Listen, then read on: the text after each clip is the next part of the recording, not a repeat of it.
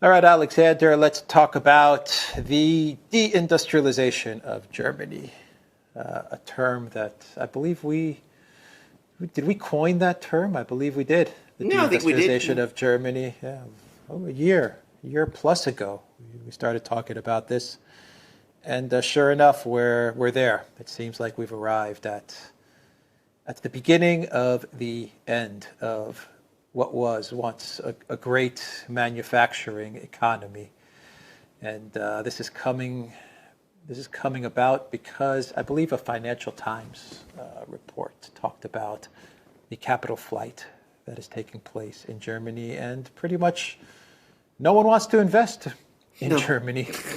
Now, It's that simple. absolutely. Now, can I just say that is astonishing. That is an incredible situation. Capital flight from Germany. When did that last happen? I mean, Germany is the place capital went to.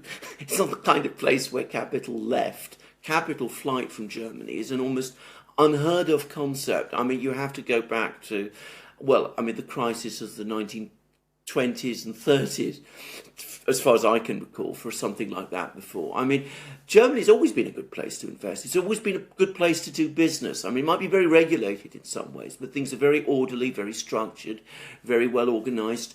As we speak to business people, they will always tell you, that setting up a business in Germany has always been a good idea. Well, no longer, it seems.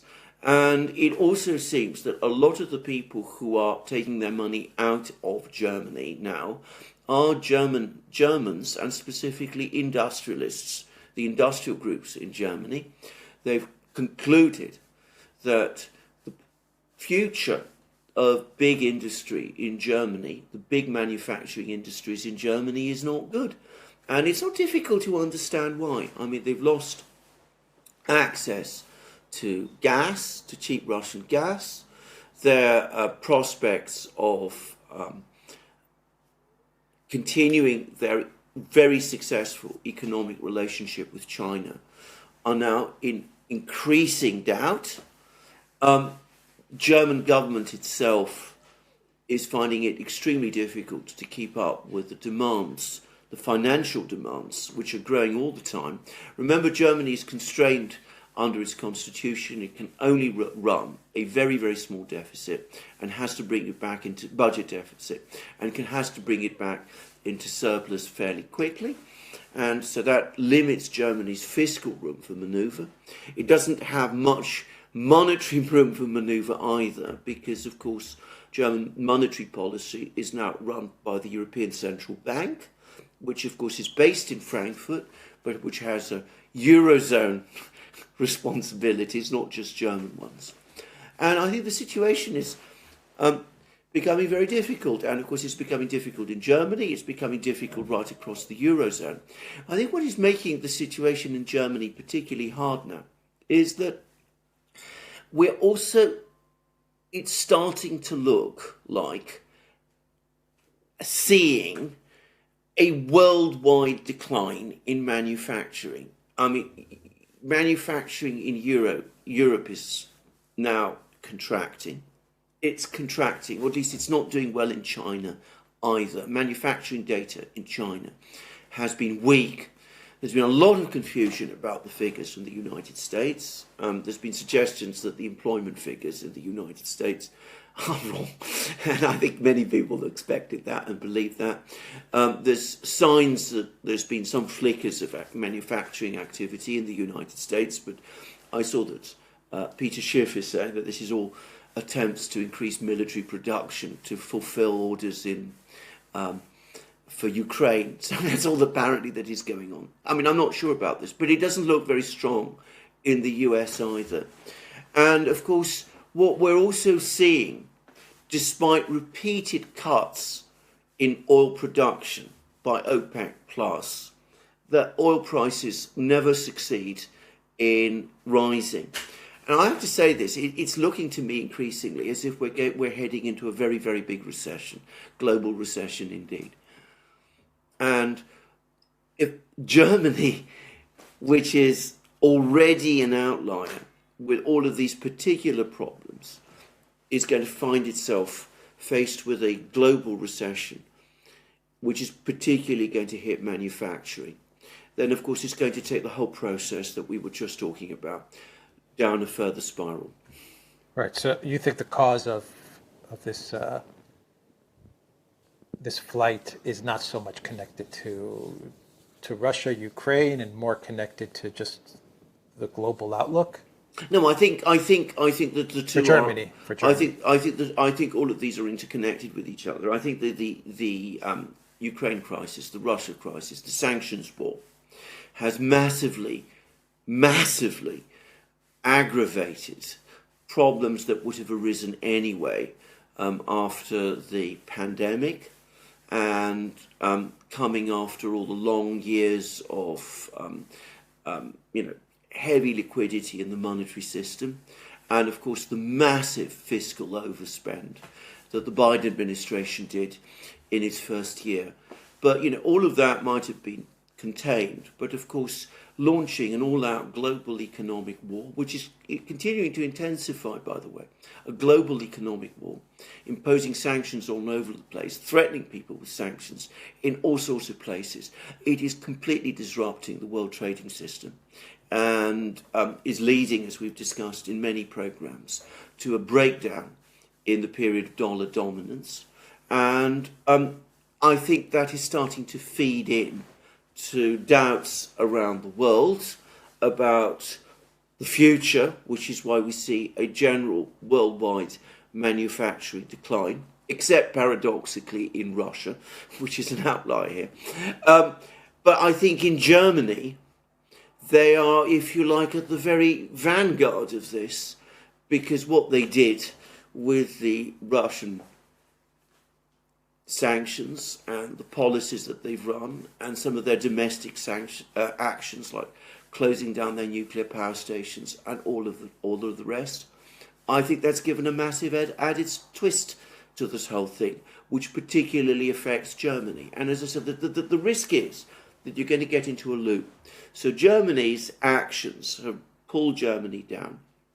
Germany's actions in association with all the other states, the Western states, is contributing to a worldwide recession. And that recession will then feed back into Germany and pull it down even further and faster. So you can see how this thing can happen, one thing coming on top of the other. There is still time to change course, by the way, but time is running out fast. And I will say this, you're absolutely right. We did coin that phrase last year, but I am surprised at the speed with which events are playing out now. Yeah.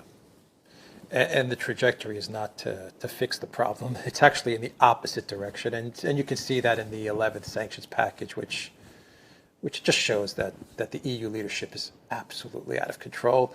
Two Germans in that leadership, Ursula von der Leyen and Olaf Scholz, if you consider Olaf Scholz to be an EU leader. Germany is the EU leader. Oh, absolutely. Yes. So you have two Germans destroying not only their country, but destroying the European Union and pushing the world towards a global recession, which is, in essence, forcing the world outside of the collective West to leave the collective West structures, hence BRICS, the SCO, and BRICS Bank, and all of these things. Yes. This is a disaster, but no one is willing to remove these people so that they can get things back on course. No one is. You're absolutely. Can I just say you summarised it perfectly? You've provided an absolutely correct summary of what's happening. But in a political system such as we have now in the West, where alternatives have been closed down, it is incredibly difficult to change course. And that's the problem we see. There is time and space in which to do it. It could be turned around if we had a new chancellor in Germany with a different set of priorities, who immediately said, this has gone far enough. We've got to pick up the telephone, start talking to the Russians, try and sort out what we can do with Nord Stream, put all the sanctions aside, debate a proper negotiation settlement over Ukraine, look for a new security structure in Europe. All of these things, by the way, Once upon a time, they would not have been so difficult. I mean, a Willy Brandt could have done it. A Helmut Schmidt could have done it. In a kind of different kind of man, but Konrad Adenauer might have done it. But none of this is happening now because the political systems, not just in Germany, of course, but pretty much everywhere, except just conceivably in the United States, are allowing the kind of debates which make that kind of change possible. The only way that it could happen would be if the political system was completely tipped over by, say, the victory in Germany of the AfD, which is becoming a little less more likely, but is still looking most unlikely to happen in any foreshortened time frame. And one questions anyway whether the AfD would be in any position at the moment to form a government in Germany. And of course, there's also the question of Marine Le Pen, but unless there's an immediate collapse in France, and by the way, there's articles today in the British media which suggest there might be, but who knows? But unless there is a collapse in France, the earliest she can become president is 2027, which is a long way away. Yeah. Another thing that we said when all of this conflict started was that the purpose of the conflict was indeed to keep Russia out, to keep the United States in, the NATO mantra, to keep the United States in, and to destroy, to keep Germany down, to destroy Germany. And I think another part of this conflict, which is becoming clear, is that the collective West, it appears that they're okay with destroying Ukraine as well. Yeah. I think that's also becoming clear that they're now seeing what's happening in Ukraine as unwinnable, and so the policy shift has now become, whatever the Russians think they're going to grab in Ukraine, Novorossiya, let's call it Novorossiya, this territory, it's better if we just destroy it than actually try to win this thing or preserve it. So, I mean, they're definitely destroying Germany. They're destroying Ukraine. They're keeping the U.S. In Europe, which is not good for Americans. It sounds like that's a good thing, if Americans are like, we've got Europe now, great. No, no, that's the last thing that you want around your neck is a dysfunctional European Union. I mean, this is not a good thing for the United States of America, but that's what they're getting now. They own Europe. They own whatever's left of Ukraine and the 150 or 300 billion, whichever number you want to take, of everything they poured into Ukraine. Disaster. Well, absolutely. I mean, a broken Europe is absolutely not something that the United States should want. I mean, in fact, that reverses completely US policy. Once upon a time, when the US was led by different types of people, by people like George Marshall, Dwight Eisenhower, John Kennedy, they believed in building up Europe, not breaking it down. And, that created a huge period of prosperity, and prosperity which enhanced prosperity in the United States. A broken Europe will be a burden, not a prop for the United States. It will pull it down. And of course, if it becomes increasingly unstable politically, which it would be bound to in time, well, that would be another set of problems on top of the economic problems. So, I mean, this is a completely misconceived, misguided policy. But I agree. But I'm very glad. I agree with what you say, and I agree that this has worked out in the way that perhaps some people hoped, even though they're giving America a poisoned gift. But I will also say that I'm glad that you brought up Ukraine. Now, I'm sure you saw this survey by this institute in Kiev, and it's an important thing to stress that this is a Ukrainian survey. They did a survey across Ukraine of people, whether people know anybody who has been killed or wounded over the course of this conflict. And the numbers are horrifying. I mean, they've jumped from around 9% of respondents in the autumn to, I think it was 78% now.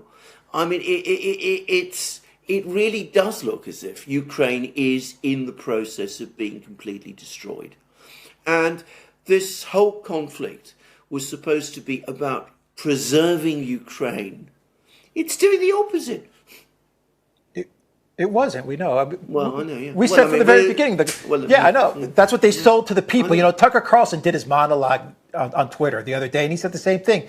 They were selling the American people that this whole conflict is about Ukrainian democracy and preserving Ukraine's democracy and all these things. And then he noted that Zelensky canceled elections. So obviously, this is not about democracy, but this was always about regime change in Russia. We saw it, last weekend with the whole Prigozhin thing. We're not going to bring that up again, but how excited they were with the prospects of some sort of regime change, because that is what this entire thing has been about. Yes. Regime change in Russia, and then pillaging and plundering all of Russia's resources.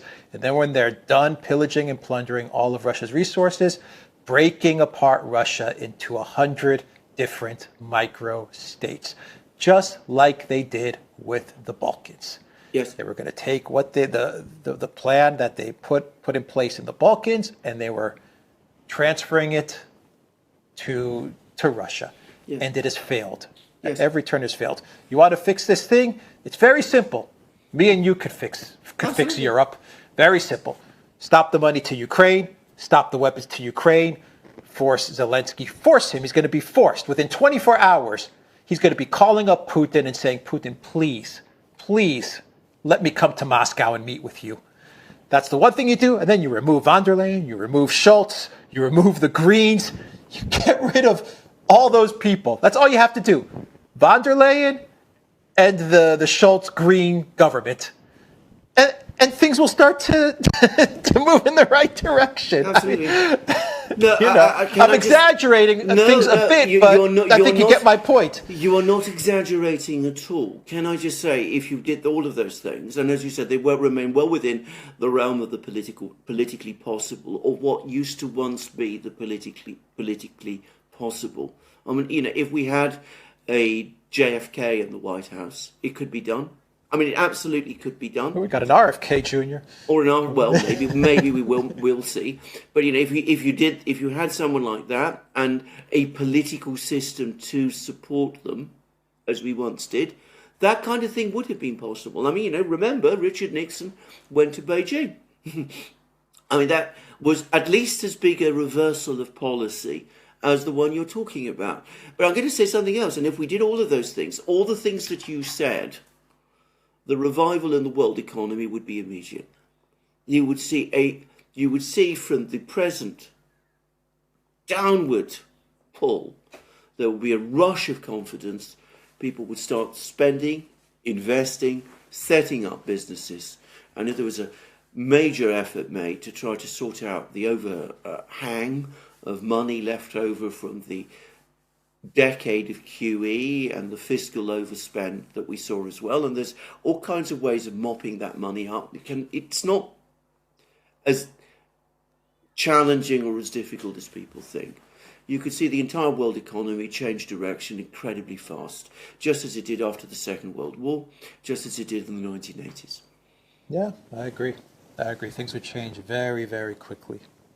But we're moving in the complete opposite direction. Exactly. We are reinforcing the positions that are making things worse. Yeah.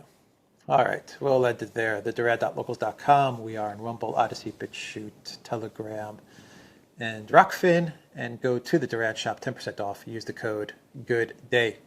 Take care.